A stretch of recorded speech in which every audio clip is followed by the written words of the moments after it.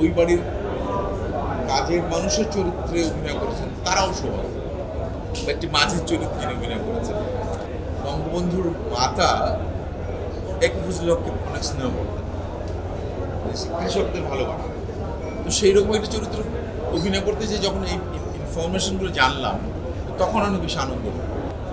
আমি একটা ঘোরের মধ্যে আছি, হৃদি হকের একটা ছবি, মুক্তিযুদ্ধের ছবি। মুক্তিযুদ্ধ আমার জায়গাতে যতটুকু দেখা ছোটবেলায় হালকা হালকা মনে পড়া।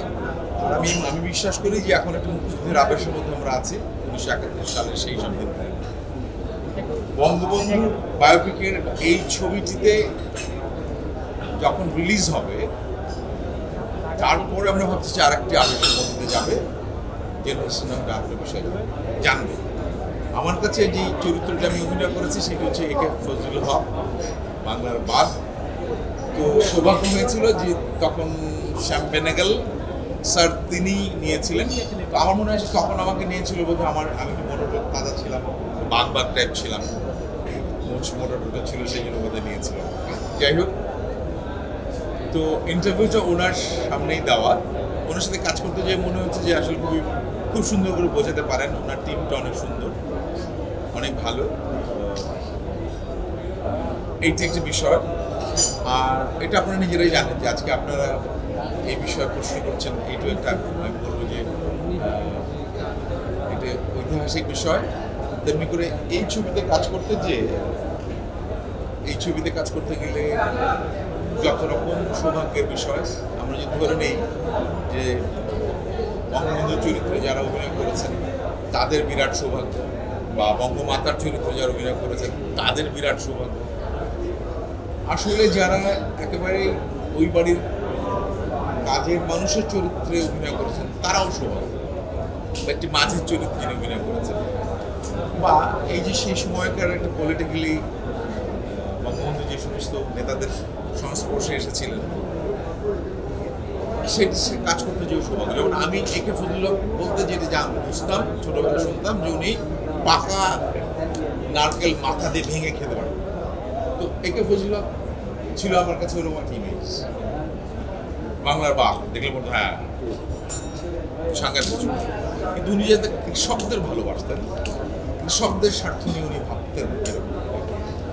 তো বঙ্গবন্ধুর মাতা একে ফজলুল হককে অনেক স্নেহ করতেন, কৃষকদের ভালোবাসা। তো সেই রকম একটা চরিত্র অভিনয় করতে যে যখন এই ইনফরমেশনগুলো জানলাম তখন অনেক বেশি আনন্দ হলো। তার চেয়ে বেশি আনন্দ হলো যখন শ্যাম বেনেগলের ছবি সেটি জানলাম কাজ করতে।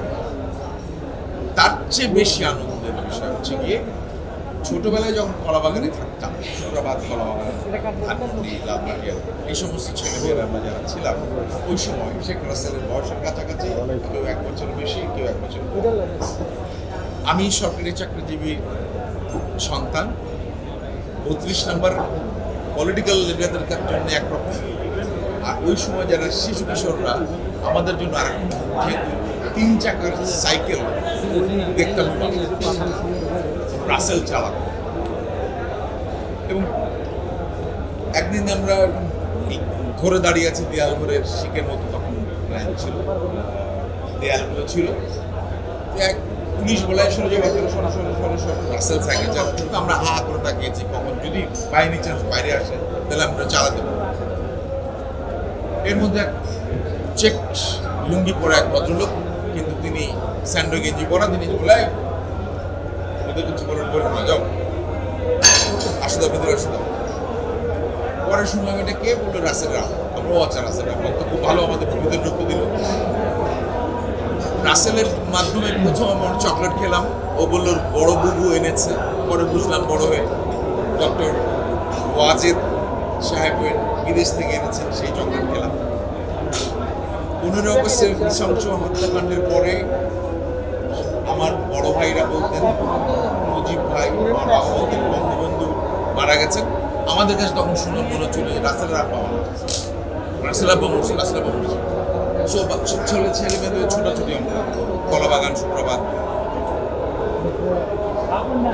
লালবাটিয়া ছেলে মেয়েদের। এই ঘটনাটা বলার কারণ হচ্ছে গিয়ে এই ছবিটি করতে যাওয়ার কয়েকদিন আগে 3-4 দিন আগে দুই আপা শেখ হাসিনা এবং শেখ রেহানা আমাদের শিল্পীদের সঙ্গে কথা বলতে চাইলেন, মত বিনিময় করতে চাইলেন যে শেষ কোনো প্রশ্ন আছে কিনা যারা যে চরিত্র অভিনয় করছে। ওটি 1 ঘন্টার জন্য যে প্রায় 4 ঘন্টার কাছাকাছি সময় চলে গিয়েছে। জীবনের জন্য সবচেয়ে বড় পাওয়া 4 ঘন্টা ধরে বঙ্গবন্ধুর রক্ত যেই দুটো মানুষের মধ্যে প্রবাহিত, তাদের এত সান্নিধ্যে থেকে অনেক অজানা ঘটনা জানতে পেরেছি প্রত্যেকটা চরিত্র সম্পর্কে। এইটাই সবচেয়ে বড় পাওয়া আমার জীবনে।